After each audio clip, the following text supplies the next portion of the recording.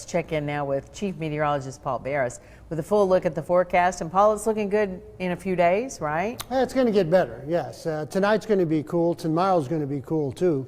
And we can see lots of clouds also. Now, I just want to show you what happened over the past couple of days. Tremendous amounts of rain, anywhere between 2, 3, 4, 5, almost 6 inches of rain in some parts of Middle Tennessee all the way up into Kentucky, especially into Kentucky, got really, really heavy. We had about an inch on average across the Tennessee Valley, some places a little more, some places a little less, but by far and away there were flash flood warnings all over the place in Middle Tennessee.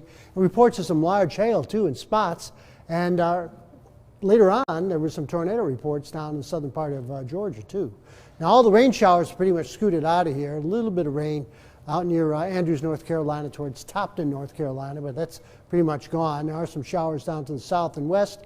They're going to start to fade out and drop down to the south also, and then they're going to reinforce again for tomorrow and come our way. Currently 49 in Dalton and in the city, 48 in Cleveland, 46 in Murphy. Winds out of the northeast at about 7, and there was a pollen count for it today. Got really high over the weekend, but at 22 with that rain that we had this morning. 71 and 50 for the high and the low today. That's the overnight low was 50, and about 1 inch of rain fell at the airport. Let's take a look at the sky watchers. And they came in with Somerville 1.5 inches, Scottsboro about 1.5 inches, Chatsworth about 1.4, and Blue Ridge hit about 1.3 inches. And then across the metro area, we had about an inch on average, about 1.2 Lookout.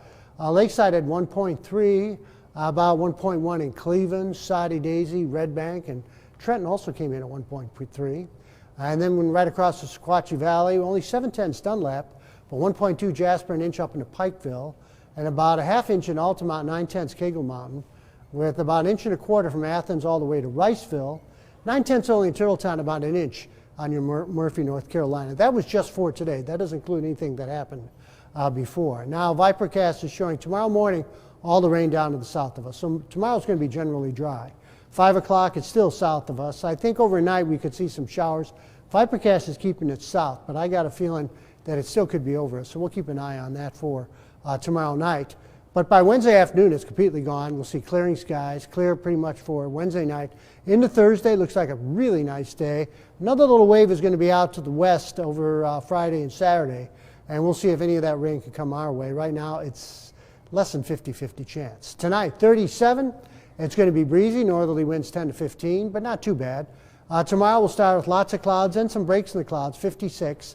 And by late in the day, probably around sunset or so, we could see some showers, and some showers likely, especially south of the city, with clouds and fog in places, and only 40 for the low. Then 60 on Wednesday, any morning showers very early in the day morning will be ending. 66 Thursday, that's the pick day of the next 7. Friday's not far behind at 63. A few scattered showers possible on Saturday, Sunday, and Monday, but we'll definitely update that because that's just pretty iffy right now. But tomorrow, another cool day, only mid-50s. Cindy?